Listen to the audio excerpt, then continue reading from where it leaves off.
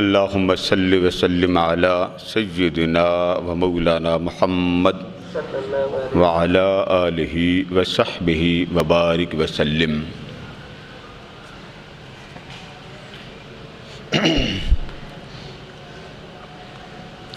سبحان الذی اسری بعبدہ لیلا من المسجد الحرام الی المسجد الاقصی الذی بارکنا حولہ لنریہ من آیاتنا انہ هو السمیع البصیر۔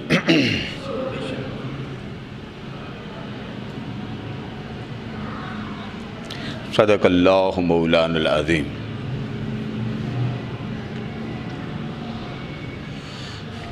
محترم حضرات گرامی،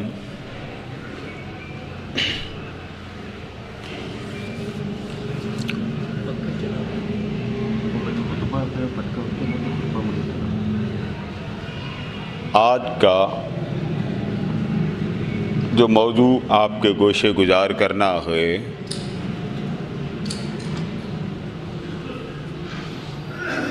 وہ حضور اکرم صلی اللہ تعالیٰ علیہ وآلہ وسلم کے سفر معراج کے چند پہلو۔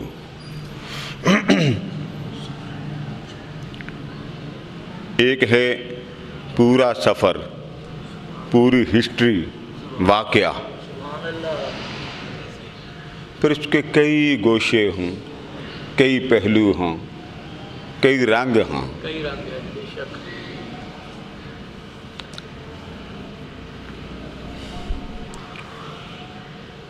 تو آج کے مضمون کو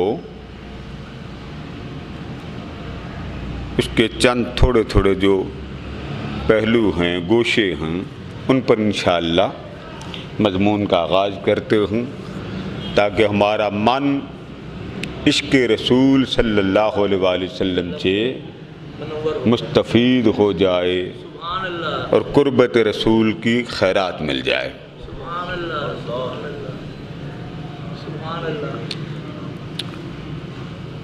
ایک بات یاد رکھ لیں، جس طرح ہمارا ماحول ہے، معاشرہ ہے، تنقید کرنا، اعتراض کرنا، یہ ہر زمانے میں رہا۔ کائنات میں کوئی کتنا بھی بڑا کیوں نہ ہو، اس پر طنز ہوئے ہیں، اعتراض ہوئے، اپنوں نے بھی کیے، غیروں نے بھی کیے۔ کسی کی شان، عظمت، مقام کو برداشت کرنا، قبول کرنا، اس پر یقین کر لینا، یہ ایمان ہے۔ اور کسی کی بات کو ایسے ہی قبول نہیں کرنا، بس یہ ضد ہے، یہ ایمان کے خلاف ہے۔ جس طرح آقا علیہ السلام کی کئی شانیں ہیں اور حیات نبوی میں لوگ اعتراض کرتے تھے، اسی طرح آج بھی شانیں تو بیان ہوتی ہیں مگر اعتراض آج بھی ہوتے ہیں۔ اب آپ سے میں ایک بات کر رہا ہوں، جب یہ ہوائی جہاز نہیں چلتے تھے تب کوئی مانتا تھا کہ بندہ اڑ سکتا؟ اب جہاز تو بہت دور رہ گیا، سنگل پرسن ایک مشین آتی ہے، بلکہ اس کی ویڈیو بھی آ چکی ہے، آپ نیٹ پہ جائیں پوری فلم دیکھ لیں، سنگل پرسن، اکیلا آدمی ہوا میں اڑ سکتا۔ اب کوئی کہے کہ معاذ اللہ، العیاذ باللہ، حضور علیہ السلام جا نہیں سکتے، تو پڑھے لکھے بھی کہیں گے کہ آپ بے وقوف تو نہیں۔ ہوائی جہاز تو خیر جب آیا سو آیا، لیکن ایک بات کہہ رہا ہوں، سنگل ایک آدمی ہوا میں اڑ سکتا ہے۔ جادو کی بات نہیں کر رہا، جادو سے ممکن ہے، صدیوں سے جادو چل رہا ہے، موسیٰ علیہ السلام کے زمانے سے جادو چل رہا ہے۔ وہ رسیاں ڈالی تھی تو کیا بن گئے؟ سانپ بن گئے، جادو چل رہے ہیں۔ قرآن مجید میں جادو کا تصور ہے، حقیقت۔ ایک وقت تھا جب ہوائی جہاز اڑنا شروع ہوا تو وہ جو لوگ کہتے تھے نا کہ بندہ جا نہیں سکتا، اڑ نہیں سکتا، ان کو بھی اجلاس منعقد کرنا پڑا اور فیصلہ کرنا پڑا، بھائی یہ نہ کہو کہ نبی جا نہیں سکتے، یہ کہو کہ حضور کا روحانی معراج ہے، جسمانی کہیں۔ یہ بات بڑی ریکارڈ پہ ہے، یہ بڑی معروف ہے۔ اب وہی بات جی حضور علیہ السلام کو معراج روحانی ہوا، جسمانی نہیں ہوا، اس سے بڑی بھی کوئی مذاق ہوگا دنیا میں اللہ بات کر رہا ہو کہ جی انسان اڑ نہیں سکتا، پرواز نہیں کر سکتا، اوپر نہیں جا سکتا۔ آج بھی کئی ہیں ایسے، ایک پی ایچ ڈی ڈاکٹر ہیں، عالم ہیں، وہ بھی کبھی کبھی کہتے ہیں چاند پر بندہ جا ہی نہیں سکتا، پاسبل ہی نہیں۔ بھئی آپ قرآن مجید میں ہے یا نہیں ہے، بس سیدھی سی بات۔ اگر تو قرآن مجید کہہ دے کہ چاند پر کوئی نہیں جا سکتا، بات ختم ہو گئی۔ حقائق کے لیے دلائل چاہیے، ثبوت چاہیے، وہ بھی آپ کو دے چکے۔ اور جو نبی مکرم صلی اللہ تعالیٰ علیہ وسلم نے اوپر گئے بتایا، آج کی سائنس وہ ایک ایک بات تسلیم کرتی جا رہی ہے۔ اب دیکھیں نا، کچھ خبریں ایسی ہوتی ہیں جس کا تعلق آپ کے جسم کے اعضاء سے نہیں ہوتا، مثلا کئی جراثیم ایسے ہیں دوربین لگا کے دیکھنا پڑتا، یہ آپ کا کرونا یہ ہم آنکھوں سے نظر نہیں آتا، اسی سے لے لیں، اب اس کی خاص دوربین اس میں سے نظر آتے ہیں۔ ماسک جو ہے، ماسک سے سوراخ اس طرح کا نہیں ہے، سانس لیں تو اندر آنے دیتا ہے، باہر جاں تو نہیں۔ ہمارے تو ہاں کئی قسم کے ماسک ہیں نا، تو وہ وائرس نظر نہیں آتا۔ ملیریا ایک وقت آیا تھا، اس پر بڑی وبا پھیلی تھی، اس پر بھی ڈاکٹر پریشان تھے، یہ نظر نہیں آتا۔ اب یہ وہ چیزیں ہیں جس کو خاص آلے سے ہم دیکھتے ہیں، دیکھنے والے بھی انسان ہی ہوتے ہیں۔ اب عام بندہ تو یہ نہیں کہہ سکتا جی آپ نے دیکھا کہ نہیں دیکھا، نہیں، ماننا پڑے گا۔ تو جو حقائق ہوتے ہیں اس کے دلائل ہوتے ہیں، ثبوت ہوتے ہیں۔ جب تک کوئی ثبوت نہ دے ٹھیک ہے، آپ اعتراض کر سکتے ہیں جس کا ثبوت۔ سب تفسیروں میں یہ واقعہ موجود ہے، جب نبی مکرم صلی اللہ تعالیٰ علیہ وآلہ وسلم معراج سے تشریف لے آئے۔ اب یہ بات میں بات چلاؤں گا،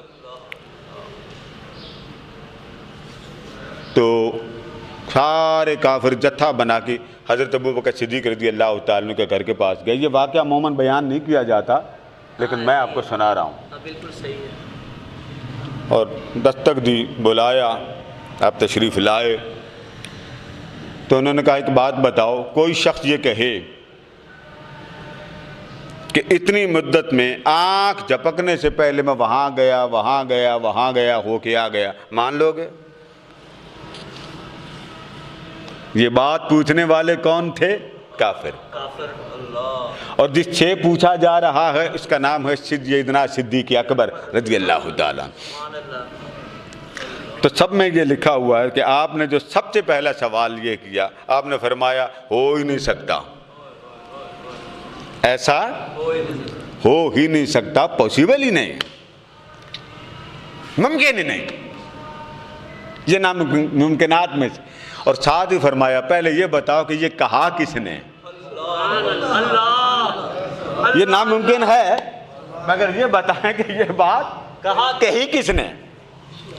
انہوں نے کہا کہ موقع ہاتھ میں آ گیا کہ اب تو ان کا خاص مظہر معراج بھی بتا رہا ہے کہ یہ پاسبل نہیں ہے۔ جب پاسبل نہیں ہے تو چلو اگلی بات بھی کر دیتے، پتہ پھینک دیتے ہیں۔ انہوں نے کہا کہ جو بات آپ کہہ رہے ہیں کہ یہ ممکن نہیں، جائیے صحن کعبہ میں، آپ کے ساتھی محمد اس کا اعلان کر رہے ہیں، جائیں۔ تو آپ نے اسی وقت فرمایا ایک بات یاد رکھ لو، یہ ممکن ہی نہیں، کوئی روئے زمین کا فرد بشر پلک جھپکنے میں نہ جا سکتا ہے، نہ ہو کے واپس آ سکتا۔ ہاں اگر میرے حبیب نے یہ بات کہی ہے تو ان کے لیے ناممکن ہے ہی کوئی نہیں۔ اگر لمحہ بھر جبریل آتا ہے چلا جاتا، اس کا آنا جانا ناممکن نہیں، تو حضور علیہ السلام کے لیے یہاں سے جانا اور آنا وہ ناممکن کیسے ہو گئے؟ وہاں سے یہ چلے، صحن کعبہ میں آمنہ کا لال سنا رہا ہے، میں اوپر سے ہو کے آیا، میں معراج سے آیا۔ تو صدیق اکبر رضی اللہ تعالیٰ عنہ داخل ہوئے اور عرض کرتے ہیں سونیا آج آپ معراج پر گئے تھے؟ فرمایا ہاں گیا تھا۔ تو عرض کرتے سنائیں تو صحیح محبوب سے مل کر کیسے آئے، ذرا جانا بھی سنائیے، ذرا آنا بھی سنائیے۔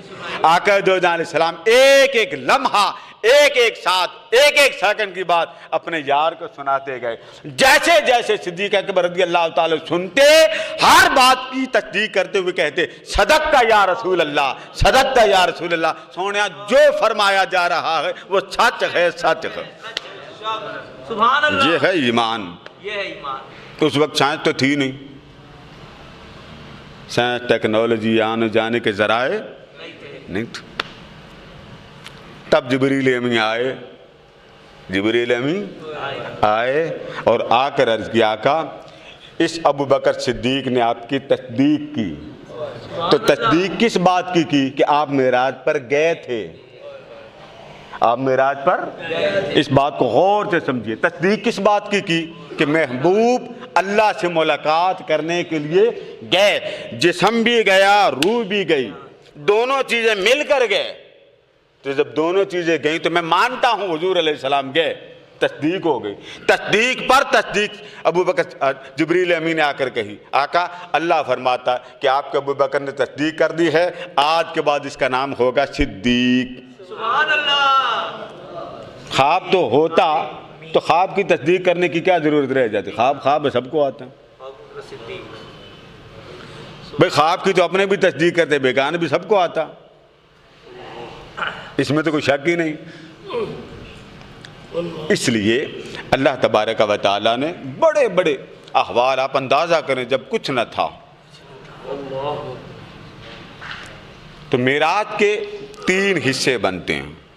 معراج کے پہلا ہے حرم کعبہ سے مسجد اقصیٰ تک. یہ صریحاً قرآن مجید میں موجود ہے. ارشاد فرمایا سبحان الذی اسریٰ بعبدہ، پاک ہے وہ ذات جو لے گئی اپنے حبیب کو سیر کرانے کے لیے. سیر کو اسراء کہتے ہیں. عرب علاقوں میں اس رات کو منایا جاتا ہے اور لیلۃ الاسراء کہتے ہیں عرب ملکوں میں. آپ کے بنگلہ دیش ہے، انڈیا ہے، ان ممالک میں اس لفظ پر بولا جاتا ہے لیلۃ المعراج. جیسے عرب علاقے میں رمضان آ جائے تو رمضان ہی بولتے ہیں، وہ قرآن مجید کے الفاظ کا ٹائٹل استعمال کرتے ہیں. اور ہم کیا بولتے ہیں؟ لیلۃ المعراج. وہ بولتے ہیں لیلۃ الاسراء. تو پہلا مرحلہ حرم کعبہ سے ہوا، مسجد اقصیٰ پہ ختم ہوا. یہ پہلا مرحلہ. دوسرا مرحلہ شروع ہوا حرم کعبہ سے عالم بالا تک. عالم بالا سے وہ سدرۃ المنتہا تک. سبحان اللہ. سبحان اللہ. یہ دوسرا حصہ. سبحان اللہ. سبحان اللہ. تیسرا حصہ سدرۃ المنتہا سے شروع ہوتا ہے اور رب کے حریم ناز تک. سبحان اللہ. یہ 3 سٹیپ، سبحان اللہ. 3 حصے ہیں. اب ان باتوں کو میں کچھ اعتراضات کے انداز سے بیان کروں گا. بعض لوگ یہ کہتے ہیں کہ چلیں مان لیں مکہ سے مسجد اقصیٰ تک جسم اور روح کے ساتھ معراج ہوا، جسم کے ساتھ اور روح کے ساتھ، لیکن آگے کا سارا سفر حضور علیہ السلام کی روح نے کیا، جسم ساتھ نہیں تھا. جسم اقدس گھر میں تھا، روح چلی گئی. اس کا مطلب یہ ہوا کہ حضور علیہ السلام حالت خواب میں تھے، اور حالت خواب ہوتا تو جنگوں کا خواب آقا دو جہاں علیہ السلام کو اللہ پاک نے بتا دیا تھا. کئی خواب آئے، آقا نے خود بیان کیا، آج میں نے خواب میں یہ دیکھا، آج میں نے خواب میں یہ دیکھا، آج میں نے خواب میں یہ دیکھا. تو اب اس اعتراض کو لے لیتے ہیں. اگر خواب تھا تو براق کس لیے لایا گیا؟ خواب تھا تو براق خواب میں آتا. اتنی اسپیشل سواری بھیجنے کی ضرورت کیا تھی؟ خواب ہی تھا نا تو خواب میں آ جاتی. پورا لشکر ملائکہ کا بھیجا، جاؤ میرے حبیب کو دلہا بنا کے لے آؤ. سبحان اللہ. پھر دونوں کا کمپیریزن کرنے کے لیے دونوں واقعات قرآن مجید میں بیان کی، دونوں بیان کی. موسیٰ علیہ السلام کا اللہ سے کلام کرنا بھی بیان کیا اللہ سے ملنے کی حسرت بھی بیان کی، اللہ کے جلوے کو دیکھنے کی خواہش کو بھی خود اللہ پاک نے کلام مجید میں بیان کیا۔ فلما جاء موسیٰ لمیقاتنا، فرمایا وہاں موسیٰ ہمارے مقرر کردہ مقام پر تشریف لائے اور چاہتے تھے رب سے باتیں کریں، تو میں نے فرمایا 30 روزے رکھو۔ جب 30 روزے ہو گئے فرمایا 10 اور رکھو۔ کتنے بن گئے؟ 40، چلا پورا ہو گیا۔ جب 40 روزے رکھے تب اللہ پاک سے گفتگو کی۔ جب گفتگو کی لذت، کیف، سرور، حلاوت آئی تو خیال آیا وہ جو بول رہا ہے اس کا مکھڑا کتنا حسین ہوگا، وہ خود کتنا حسین و جمیل ہوگا۔ یہ اسی حسین و جمیل کی طرف اولیاء آپ کو لاتے ہیں۔ آؤ اس حسن مطلق سے پیار کرو جس جیسا حسین دنیا میں کوئی نہیں۔ سبحان اللہ، اولیاء لاتے بے شک۔ ہم نے یہ 4 دن کے یاروں کو اپنا یار بنایا، وہ آپ کی خواہش پوری نہ کرے تو آپ اس کو کہتے ہیں بڑا بے وفا ہو۔ آج تک آپ کسی کے منہ سے یہ جملہ نہیں سنیں گے اللہ بے وفا ہے۔ اس کو کوئی مانے روٹی اس کو بھی دیتا ہے، اس کو کوئی نہ مانے روٹی اس کو بھی دیتا ہے، اسے فرق نہیں پڑتا۔ ابراہیم علیہ السلام آپ کے پاس ایک آتش پرست آیا، کھانا کھانے لگا تو آپ نے فرمایا کھانا کھاؤ۔ آگ جل رہی تھی، کھانا کھانے لگے تو اس نے آگ کو سجدہ کیا۔ اللہ اکبر۔ کھانا کھانے لگے تو پتا تھا کہ یہ آتش پرست، فرمایا پڑھ بسم اللہ۔ اس نے کہا میں کیوں پڑھوں، نہیں پڑھتا، میں نہیں مانتا۔ تو آپ نے فرمایا دفع ہو جا، میں نہیں کھانا کھلاتا۔ اس نے آگ کو سجدہ کیا، چل پڑا، ٹھیک ہے نہ کھلا۔ تھوڑی دیر کے بعد ابراہیم علیہ السلام نے دوڑ لگا دی، اسے پکڑ کے لائے، فرمایا بسم اللہ پڑھ یا نہ پڑھ، کھانا کھا۔ اس نے کہا ہوا کیا؟ فرمایا جب تجھے میں نے جواب دیا تھا نا، مایوس کیا، تو اللہ پاک نے فرمایا اس کی 90 برس عمر ہو گئی، 90 سال سے مجھے نہیں مانتا، مگر میں نے 90 سال میں کبھی نہیں پوچھا مجھے رب مانتا ہے کہ نہیں مانتا، میں کھانا دے رہا ہوں۔ نبی کا در ہے، نبی کے در سے یہ محروم محبت کیوں جائے؟ پکڑ کے لاؤ۔ میں نہیں چاہتا میرا بندہ تیری بارگاہ سے بھوکا چلا جائے، جاؤ اس کو کھانا کھلاؤ۔ اسے لائے پھر کھانا کھلا۔ وہ تو ایسا کریم ہے۔ ہے کوئی ایسا دوست؟ بولیے نا آئی لو یو والو، ہے کوئی؟ مانے نہ مانے اسے کیا فرق، اسے ایک ہی غرض ہے بندے ایسے کام نہ کیا کر کہ تجھے جہنم بلائے۔ اس سے بڑی، ابھی شب برات آ رہا ہے نا انشاءاللہ، اس میں یہ باتیں ہوگی، اس سے بڑی خوشخبری آپ کے لیے کیا ہے؟ گناہگار انسان، خطا کار، کائنات بھر گئی، 3 حدیثیں، ارض و سما بھر گئے۔ فرمایا ایک روایت میں ہے سمندر کی جھاگ سے بھی زیادہ سمندر کا کنارہ نہیں۔ اب اس کا مطلب یہ ہوا کہ تیرے گناہوں کا کنارہ نہیں۔ دوسرا ہے زمین سے آسمان تک۔ تیسرا ہے 7 زمین اگر تیرے گناہوں سے بھر جائے، تیری خطاؤں سے بھر جائیں، تیری لغزشوں سے بھر جائیں، کیا ہوا؟ تو میرے پاس آ جا، تو میرے پاس آ جا، بس اتنا کہہ دے مولا غلطی ہوگی معاف کر دے۔ سبحان اللہ۔ بولیے کیا؟ مولا اونچا بولے نا، میں تو معافی مانگ رہا ہوں بابا، مولا غلطی ہوگی، آج آپ بھی معافی مانگ لیں، مولا غلطی ہوگی مجھے، اونچا بولی مجھے معاف کر دے۔ معاف کس نے کرنا؟ اس نے۔ آقا فرماتے ہیں اللہ کو جتنی خوشی میرے امتی کے معافی مانگنے پہ ہوتی اتنی کسی عمل پر نہیں ہوتی۔ سبحان اللہ، سبحان اللہ۔ اور اگلی بات، وہ منتظر رہتا کب آئے گا مجھے منانے، کب آئے گا، اور کیا چاہیے؟ ہماری غفلت ہے نا، ادھر نہیں جاتے۔ 5 وقت اذانیں سنا سنا کے کہتا میں ہوں نا، تو ذرا دل میری طرف لگانا۔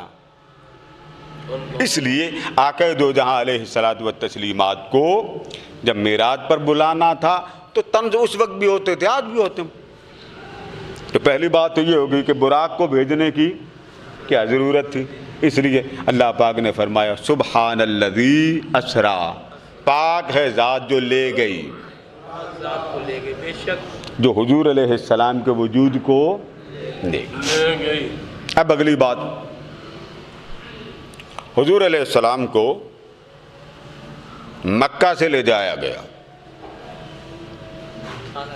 مسجد اقصی تک. میں نے آپ کو بتایا نا 3 حصے، حرم کعبہ سے مسجد اقصی، مسجد اقصی سے عالم بالا، اور عالم بالا سے حریم ناز. یہ 3 حصے ہیں.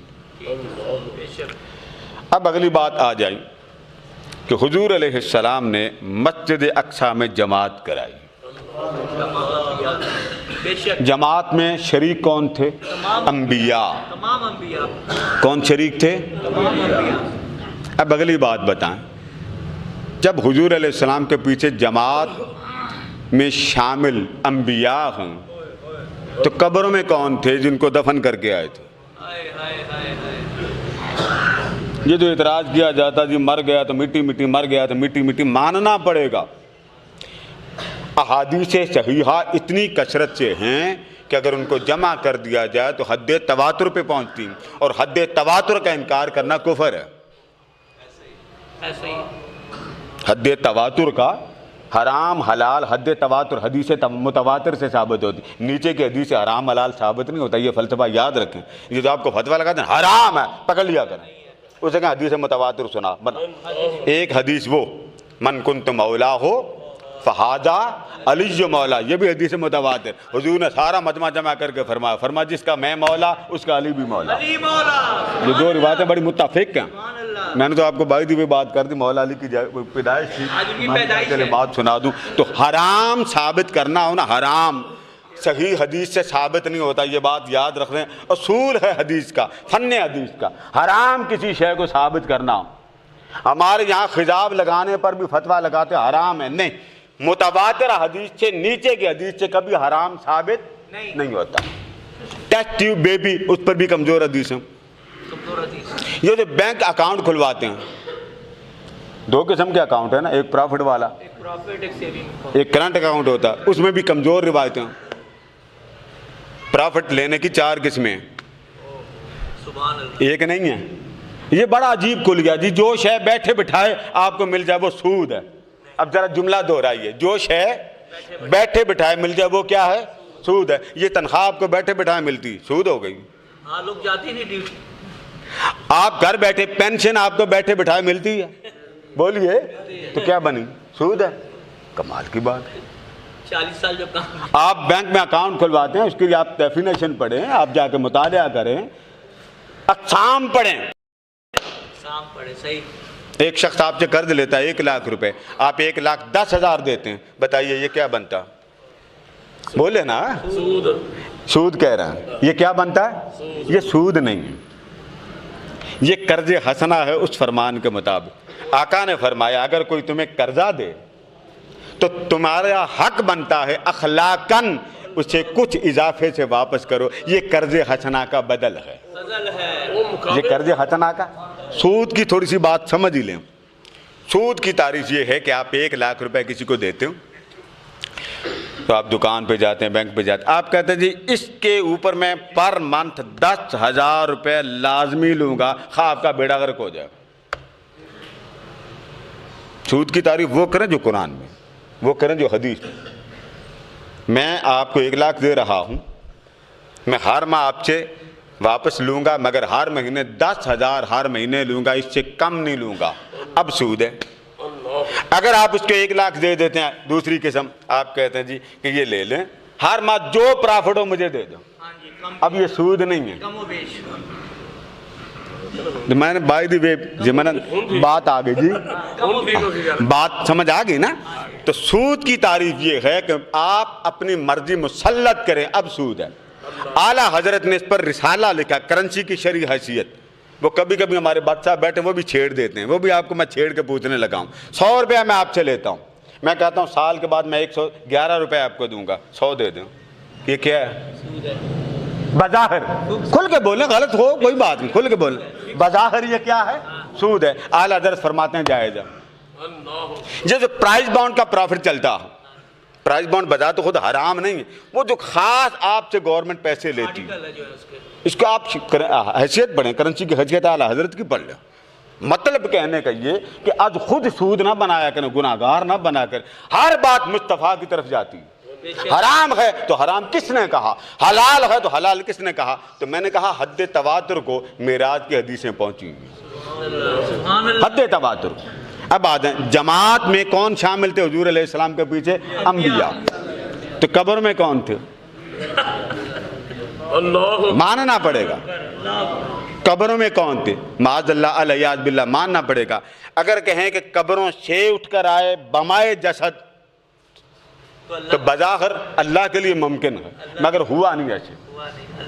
جیسے آقا دو جہاں علیہ السلام نے فرمایا من رآنی فی المنام فقد رأى الحق، جس شخص نے مجھے خواب میں دیکھا، یہ نہیں فرمایا جس مومن نے دیکھا، یہ بات سن لیں، جس شخص نے مجھے دیکھا خواب میں، صحیح بخاری کی حدیث ہے، مسلم شریف میں بھی ہے، اور یہ 3 روایات، جس نے مجھے دیکھا خواب میں، فرمایا وہ بندہ جب سنائے تو یہ بات سن لیں، جس نے مجھے خواب میں کیوں نہ دیکھا ہو، اس نے مصطفیٰ کو حق دیکھا۔ اب حق دیکھنے والے کون تھے؟ صحابہ۔ ان کا تو دیکھنا شک سے بالا تھا نا، مگر امتی گھر میں بیٹھا ہے، بھلے وہ امتی ہے، بھلے وہ حضور علیہ السلام کو مانتا کہ نہیں مانتا، بڑے بڑے دہریے، ملحد، بے ایمان، کافر، فاسق، کمیونسٹ، انہوں نے حضور علیہ السلام کو خواب میں دیکھ کر کلمے پڑھے۔ سپرٹ آف اسلام کتاب آئی، اس کتاب کو لکھنے والے نے کہا تھا یہ میں نے نہیں لکھی، یہ لکھوانے والے نے لکھی۔ پھر ہندوستان کے بہت بڑے بڑے سائنسدان تھے، میاں بیوی سوئے ہوئے تھے، صبح میاں نے کلمہ پڑھا، وہ کمیونسٹ تھے، نہیں مانتے تھے اللہ کو۔ بیگم نے پوچھا کلمہ پڑھ لیا؟ اس نے کہا اللہ والی پتہ تجھے نہیں، جس کا امتی آج مجھے اللہ نے بنا دیا وہی خواب میں آ کے مجھے کلمہ پڑھا گیا۔ اس بیوی نے کہا تو آگے جا، میں پیچھے رہو، میں بھی پھر اسی نبی کا کلمہ پڑھوں۔ بڑے بڑے برطانیہ کے، امریکہ کے، کینیڈا کے، ہالینڈ کے، آپ ان کی ہسٹری پڑھیے، وہ مسلمان کیسے ہوئے، وہ حضور کی عظمت کو دیکھ کر مسلمان ہوئے، معراج کو پڑھ کر مسلمان ہو گئے۔ وہ کہتے تھے پاسبل، ہم نہیں مانتے تھے، مگر آج ہماری سائنس مان چکی پاسبل تھا، مگر اس وقت امپاسبل تھا۔ حیات نبوی میں کوئی اڑ نہیں سکتا تھا، پرواز نہیں کر سکتا تھا۔ صحابہ حضور علیہ السلام کو سامنے دیکھ کے، حضور کا چہرہ دیکھ کے ان کو کوئی شک نہ تھا، مگر آج حضور نے فرمایا اگر کسی نے مجھے دیکھا اس نے سچ اور حق مصطفیٰ کو دیکھا۔ ٹھیک ہے، اب حضور تو اپنی قبر میں، جی آقا اپنی، تو جب آپ کے خواب میں آئے تو آقا سچ مچ گھر میں آئے کہ نہیں آئے؟ بولیے۔ تو پھر یہ بات درست ہوگی نا، سونے میرے گھر میں کرم کر دے، یہ دعا کرنا صحیح ہے نا۔ پھر لاکھوں بندے قبر میں جاتے ہیں، آقا نے فرمایا ہر قبر میں ہوتا ہوں۔ جب حضور نے فرمایا میں ہوتا ہوں تو آپ کا پھر بیڑا پار ہو گیا نا، سونے آپ نے بچانا، اپنے پلے۔ صحیح بخاری کے الفاظ ہیں، ایک شخص آیا، اس نے کہا متی الساعہ یا رسول اللہ، آقا قیامت کب آئے گی؟ فرمایا ما عادت لہا، کوئی شے ہے تیرے پلے کہ جو تو پوچھ رہا؟ بخاری کے دونوں روایت ہیں، ایک روایت میں ہے پوچھنے والے نے پوچھا یا رسول اللہ میرے پلے اتنا ہے، تھوڑی سی نماز ہے، تھوڑے سے روزے۔ عاجزی دیکھ، صحابی ہے، تھوڑی سی نماز، تھوڑے سے روزے۔ تو دوسرا جو تھا اس سے پوچھا بھی تیرے پاس کیا؟ اس نے کہا لا یا رسول اللہ، سونیا اپنے پلے ککھ نہیں۔ تو ہمارا بھی وہی حال ہے کہ ہمارے پلے ککھ نہیں۔ تو فرمایا پھر ہے تیرے پاس کیا؟ دونوں کو پوچھا، ان دونوں نے جواب دیا انی احب اللہ و رسولہ، سونیا خدا سے بھی محبت ہے، مصطفیٰ سے بھی محبت۔ یہ جملہ سن کر، دونوں کی باتیں کا جملہ سن کر میرے آقا نے فرمایا انت معک من احببتا، مبارک ہو قیامت کے دن میدان محشر میں اور جنت میں جس کے ساتھ تمہیں آج محبت ہے، اللہ تمہیں جنت میں بھی ان کی سنگت عطا کرے گا۔ تو انبیاء نے نماز پڑھی، تو ماننا پڑے گا کہ انسان کی باڈی جب رات کو آپ نیند لیتے ہیں تو بیسیکلی آپ وفات پا جاتے ہیں۔ وفات کا معنی موت نہیں ہے، یہ یاد رکھیں، موت اور وفات میں فرق ہے، قرآن مجید کا لفظ، آپ تو مذاق سمجھتے ہوں گے نا۔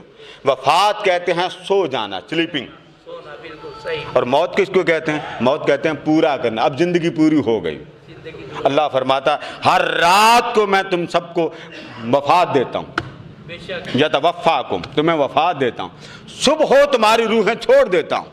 اسی بات کو لے کر اولیاء نے کہا لوگوں رات کو اگر سونا ہو تو نیند لینے سے پہلے حضور کی کچہری میں جانے کی عادت ڈالو، تاکہ رات عام حالت کی رات بسر نہ ہو، تاکہ تیرا سونا قربت مصطفیٰ والا بن جائے۔ سبحان اللہ۔ اس سے موضوع انشاءاللہ اگلے جمعے کو چلے آئیں گے۔ وما علینا الا البلاغ۔